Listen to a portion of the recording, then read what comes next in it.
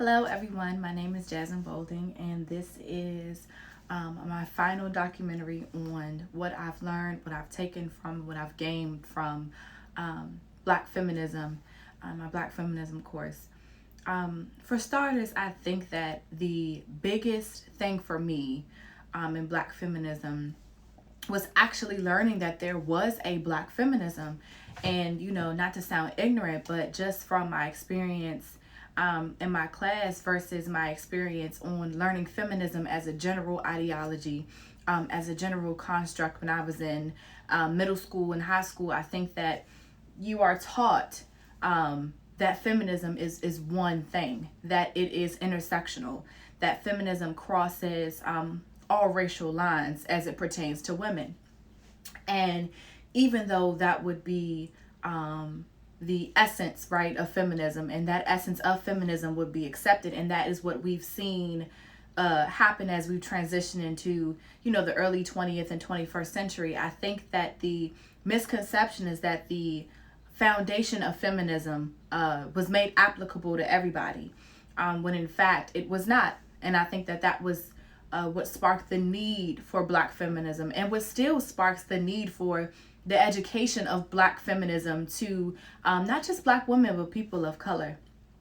You're taught that, Susan B. Anthony is the founding mother, right, of feminism, and you learn about her ideology or her philosophy, that women and men should be treated equal, right? But in that same context, right, you don't really learn about her neglect to include Black women in that space or in that realm of inclusion, right? And I think that that's something that is very important for Black women to understand, is that when you talk about feminism, right, as it pertains to Susan B. Anthony, the need, the want, the fight for women and men to be equal, unfortunately, only pertain to white women. There was no need for Black women. Black women's issues were not important. Black women's issues were illegitimized. Black women's issues were undermined by the color of their skin. And I think for me, as a Black woman, to understand that the existence of my being, right, and the justifiable need that I have to be treated equal is just so important. It's so important, not just because I'm a woman, right? But also by identifying as a minority as well. And I think that that is one of the difficult things about being a womanist, right? As a woman of color. You have these constructs where society tells you that based on, you identifying as a woman, there are certain things that you can't do. There are certain things that, you have to say. There are certain ways that you have to act. There are certain things that you can't do that men can, right? And then as a Black woman, there are these things that pretty much subject me to the stereotype of all Black people, right? You're going to be this, or you're going to be that, and you can't do this, and you can't be outspoken. And there's this degrading conceptualization that I, as a Black woman, with my outspokenness and with my desire to be a pillar in my community, and my desire to educate Black women on Black feminism and educate, equality, racial equality, social justice, all of those things, there's this, like I say, wrongful and ignorant and stereotypical perception that I'm angry, right? And from one context, right, damn right I'm angry, right? Because there are all of these constructs that are literally working to keep me boxed in, to keep me afraid, to keep me dismantled, to keep me in a position where I allow those same constructs to define me, which would make me, less inclined to being that same person that I desire to be as it relates to changing the merits of my community and changing the merits and the status of women. So there's one piece of it, right? But then on the other piece, as it pertains to the angry black woman narrative, it's like, yes, you are angry, but from a different perspective, that stereotype and that label that calls you angry is a label that undermines your fight. People, and when I say people, I mean a majority of society, focuses so much on the black woman being angry, focuses so much on her aggression, focuses so much on her passion, that the things that she's saying within that are missed. There is no explanation, right? Or at least from a justifiable standpoint of why she's so passionate. Why is she so angry? Why is she so upset with society? Why is she so upset with men? Why is she so upset with? Because there are these sexist, right, hypocritical rules, right? And I say that in air quotes for a reason, that women have to adhere to, right? We have to speak softly, and we have to follow behind our men, and we have to, but at the end of the day, we've seen throughout history, right, that no one speaks for us. Black women, we have to sort of speak for ourselves, especially as it pertains to what we're, discussing now with feminism, because in the beginning, right, when the foundation of feminism, in our minds, we're thinking, oh, great, this is an opportunity to promote equality amongst the sexes and, tear down patriarchy and, have some equality. And then someone looks at you and says, oh, yeah, we're talking about women, but black women's issues don't really matter. We're talking about white women's issues, because white women's issues are the only issues that matter in America. And I think that not only is a slap in the face, but it also is a true testament to the ignorance, and quite frankly, the disgusting ideology that is racism. Because you mean to tell me that because I'm a woman of color, my issues and my problems, which are simultaneously, right, maybe not the same in all aspects, but pretty similar to yours, right, isn't important because of the color of my skin. I mean, I come to you, right, or we try to band together to fight the same fight, and my fight is not worthy of gaining the same attention as yours when we're fighting the same thing. So that's one thing. And so we've talked about the foundation of feminism, and then we go on to the foundation of black feminism. Sojourner Truth's Ain't I a Woman, right? This was a speech that was done, fearlessly, in front of in a time period, in a setting where it could have gone any way, because you have a predominantly white setting, a predominantly white setting where you've already been told, right, that you're not welcome based on the fact that you're just a black woman, right? And so to boldly step out, in that same space that attempts to further dismantle you, and say, ain't I a woman? And say, aren't my opinions important? Aren't my cries heard? Am I not significant? To do that in such a beautiful way, a historic, timeless way, is something that I think me as a black woman and other black women should always refer back to and attempt to encompass. The reason why I say that is because you're not always going to have safe spaces. You're not going to always be in situations or in environments where you are accepted, whether it be because you're a woman, whether it be because you're black, or whether it be a combination of both. So to know that the essence and the foundation of black women, and the essence and the foundation of black women as it pertains to feminism, is knowing that you're not wanted,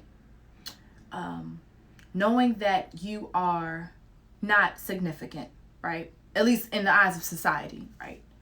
And taking those same negative constructs and attempting to make them not only positive but applicable to year after year, generation after generation, is something way more powerful than just being content with your current situation. It's something way deeper than having Susan B. Anthony in textbooks and kind of feeling like it's a slap in your face as a Black woman to know that we are still idolizing the same person who never felt that our discrepancies were important. And it's to, at least to me, right? It's important that I understand these things and that I channel the passion and what could be interpreted as aggression, right? And the pedestal that I hope, to one day have for positivity, as a means to say, yes, we have now kind of moved into a society, at least as it pertains, excuse me, I'm getting tongue twisted, as it pertains to feminism, where you see more of an interracial contribution to equal rights. But I think just understanding that foundation is important. I remember maybe it was back in 2017, 2018, there was a women's march on Washington, and you had a rainbow of women. You had so many different women who came out to talk about equal rights and to talk about, the need for equality amongst the sexes and justice for women. And it was so beautiful to see. And I think maybe about 3 weeks later, if that, there was a Black women's march on Washington, and that included trans women. All of these beautiful, women of color. And the crowd, which was so diverse, with, the women's march, with the understanding of the foundation of feminism, with the understanding of who Susan B. Anthony was and the difference in Black feminism, or the foundation of Black feminism versus white feminism, and the, beef that could possibly arise from the difference in the two, right? Despite all of that, you have Black women come out, right, and say feminism is universal, right? We are going to support this move. But then when you had that Black women's march, and you had Black women, Black trans women, you had a multitude of women of color, the crowd was predominantly women of color, predominantly trans women. You didn't have that same volume of universalism that you had when you talk about the foundation of white women. And I think it really bothered me, because, again, to my point, Black women step out for everybody. But in that same token, we find ourselves being stepped on. I made a point in one of my presentations in class about Gabrielle Union and Terry Crews. When he came out about his experiences with sexual harassment, etc. As her former colleague on, I think it was America's Got Talent. Don't quote me on the show because I don't really watch TV that much. But as her co-host, right, and a fellow, member of a shared community, she expressed hella support for him and talked about how, she was always going to be there for him and his experiences are valid, his perspective, blah, blah, blah. Don't feed into hypermasculinity and male toxicity and all of these things. And then you have a situation where she speaks about the racism that she experienced on the show. And The first problem I had two problems with this. The first problem, no, actually I had three. I had three problems with it. The first problem that I had was following her disclosure of the racist experiences she had on the show. Problem number one was people automatically jumped down her throat because of predominantly because of her level of outspokenness as it pertains to everything else. You know, Gabrielle Union is always Twitter fingers with, you know, Twitter trigger fingers. She's always on it. And you would see people say, well, she's always talking about something. She always got a problem. I think it's just her. And that's just a reinforcement of what I said earlier. When you're an outspoken black woman, the perception of you is gilded because people think it's always a problem. You're always making something up. But it is always a problem. And it's not always a problem because I make it a problem. It's because society always gives me problems as black women. So that's problem number one, right? Problem number two is that they illegitimized her perspective, right? By asking Terry Crews if he experienced racism on the show. I don't understand the correlation between a black woman's perspective and a black man's perspective. If I, as a black woman, come to say something that I've experienced personally, is my opinion, is my standpoint, is my perspective not validated until you ask a man? Right? So that's the second problem I have. You go to the man for validation and legitimize what the woman says. Problem number three is, despite the ample amount of support Gabrielle Union gave Terry Crews, he responds with, well, I've never experienced racism on the show, so, you know, there's that. What do you mean? Your experience and the experience of a colleague is not the same. Just because one person goes through something does not mean another person won't.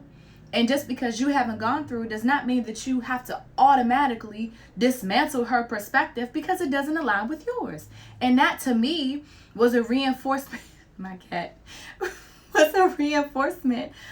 Is a reinforcement of hypermasculinity because as a man, that was my perception. So my perception is right, you know. And that's what people went with. So, of course, you know, she left the show, whatever. But I think that, and I'm always going to bring it back to Sojourner Truth, you know, in her speech and saying, ain't I a woman? It goes back to that. You know, why are all of these people, why are all these people who don't really walk the same walk that I do, don't really endure the same, you know, hardships that I do, why is it that their experience is more valid than mine? You know, why is it always that I find myself feeling like if I don't tell a man, then, what I feel or what I say isn't important? Why do I feel that if I'm not a white woman, then my fight for feminism isn't valid? And once again, that goes back to the question of, ain't I a woman? I think that those feelings that we have, you know, the ones that I just mentioned, they're intentional. You know, they're feelings that are supposed to make you feel weaker. They're supposed to make you feel less prone to fighting, to speaking up, to educating and liberating other women. But when you refer back to the question of, ain't I a woman? You are. You most certainly are. And every fight, every perception, every tool, every book you write, every book you read, every poem you say, every class you take, every legislative process you put in place, everything that you do as a woman is, especially, let me say this, especially as a woman of color, is important. It is significant. And most importantly, it is needed, because you have so many black women who don't feel like their voices are heard because of what society has told them about themselves. There are so many Black women who are so caught up in the labels that society gives them to dismantle them, that is how they define themselves. And it makes it harder for them to understand how important it is to keep being that woman who talks too much, to keep being that woman that asks a lot of questions, to keep being that woman that says, I would never, write a book about a white experience, because that's not my experience. And a white experience is not one that should and will make my career any better. Because what I write about, and I'm referencing Toni Morrison because I absolutely love her, the regards that I make to my community and the experience and the perception that I give from my community is who I am. And I would never change myself because you feel that regarding or referencing someone outside of my community makes me better. It doesn't. And to that, I will say that not only is that a problem, but the fulfillment that you receive as a woman of color by understanding that there's nothing wrong with being who you are is something that nobody can take away from you. It's something that you would want to give to other women. It's something that I speak passionately about when I think about having a daughter and letting her know how significant she is, how beautiful she is, no matter what hair texture she has, no matter what skin complexion she is, no matter what she chooses to do with her career, and I think that is what the main reason for making the Black womanist movement so difficult is for. Because when I look at the power that I have because of my lack of intimidation, I know that power I will make accessible to every woman of color. And imagine if we all had the same mindset. We all acted fearless. We all responded to the discrimination and the sexism and the patriarchy and the toxic masculinity with "ain't I a woman?" and stood firmly in that. If there weren't any intercommunal, right, issues amongst women who have different hair textures, amongst women who have different skin complexions, right, if all of those things were not a huge part and a huge, honestly, truly, a huge kind of distractor of what it is that we're trying to do as Black womanists. It is a lifelong commitment. It is a lifelong journey, but I think that it is worth it because the people whose lives you get to change in the process, while also in the process of changing your own, is so beautiful. It's so significant, and it's so important. So to that young Black woman who has been told that you're too outspoken, keep talking, never dim your light, never let anybody else outshine you because they look different. Black feminism has by far been the most life-changing class I've ever had. I aspire to be the next Toni Morrison. I aspire to be the next Patricia Hill Collins, because those women that gave me the fire that I have,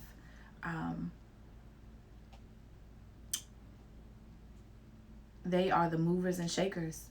And I think that the beautiful thing about them being the movers and shakers is that what they decided to do and the changes that they decided to make were not just made applicable to the time that they made the change, but it is a change that that is needed now, that is referenced now, that is regarded now, that is essential now. And I think that's the beauty of Black womanism. It carries on from generation to generation, and it does not and will not stop. So that was my take on Black feminism and all of the beautiful things that it is. Dr. Gamble, thank you so much for giving me the opportunity to just have a voice speak my opinion and for inspiring me to think of and think towards things that are much bigger than myself. Bye bye.